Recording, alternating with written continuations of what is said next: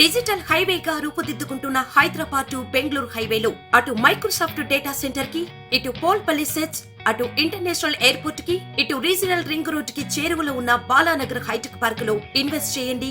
భవిష్యత్తు బంగారుమయం చేసుకోండి. Contact number 8500155255. పేద పిల్లల భవిష్యత్ మార్చాలి అని చెప్పి నేను చూపించిన తాపత్రయంలో, మీ అన్న చూపించిన తాపత్రయంలో కనీసం 1% అప్పట్లో చంద్రబాబు నాయుడు గారు చూపించాడా అని చెప్పి ఆలోచన చేయమని అడుగుతా ఉన్నా. ఈరోజు గవర్నమెంట్ బడిని అదే చంద్రబాబు నాయుడు గారు చేసిందేమిటి, ఆయన చేసిన మంచేమిటి అని అంటే మాత్రం ఏ ఒక్కరికి కూడా ఏది గుర్తుకు రాదు. పేద పిల్లల చదువుల గురించి కానీ, వారి భవిష్యత్తు మార్చాలని కానీ, వారి కోసం ఆయన చేసిన మంచేమిటి అని అంటే ఒక్కటి కూడా చంద్రబాబు నాయుడు గారి పేరు చెప్తే గుర్తుకు రాదు. కానీ చంద్రబాబు నాయుడు గారి పేరు చెబితే మాత్రం ఆయన చేసిన చెడు మాత్రం, విద్యారంగంలో ఆయన చేసిన చెడు మాత్రం చాలా అంటే చాలా చెప్పుకోవచ్చు. మొట్టమొదటిసారి గవర్నమెంట్ బడిని నీరుగార్చింది చంద్రబాబు నాయుడు గారు. తన కార్పొరేట్లు, నారాయణ చైతన్య సంస్థలని పోషించిన వ్యక్తి చంద్రబాబు నాయుడు గారు. అక్కడ డబ్బులు కట్టిన వారికి మాత్రమే ఇంగ్లీష్ మీడియం, ఇక్కడ గవర్నమెంట్ బడిలో మాత్రం తెలుగు మీడియం. ఇలా నిర్దేశించింది చంద్రబాబు నాయుడు గారు.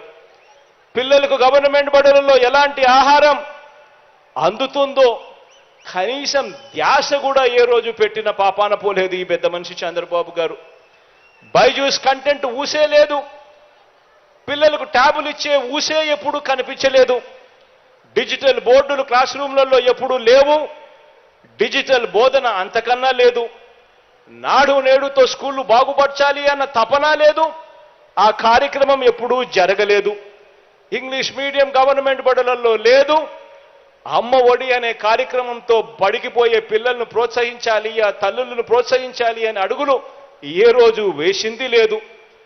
పెద్ద చదువులు చదువుతున్న పిల్లలకు పూర్తిగా ఫీజులు కట్టాలి, 100% ఫీజు రీయింబర్స్మెంట్ ఇవ్వాలి, ఆ పిల్లలకు తోడుగా ఉండాలి అని ఏ రోజు చేసిన ఆలోచనలు లేవు. విద్యా దీవెన పరిస్థితి ఇలా ఉంటే ఇక వసతి దీవెన కథ దేవుడెరుగు. అంతర్జాతీయ విద్యా సంస్థలతో అనుసంధానం చేస్తూ మన కరికులంలో మార్పులు తెచ్చింది ఒక బోడి 0. ఆలోచన చేయమని అడుగుతా ఉన్నా. ఇక విదేశీ విద్యా దీవెన ద్వారా టాప్ 50 కాలేజెస్లో, 21 ఫ్యాకల్టీస్లో, 330 కాలేజీలలో ఏకంగా 1,25,00,000 దాకా కూడా ఫీజులు మీరు సీటు సంపాదించుకోండి, చదివించే బాధ్యత నాది అని చెప్పే ప్రోత్సాహకర మాటలు ఎప్పుడూ లేవు. ఆలోచన చేయమని అడుగుతా ఉన్నా.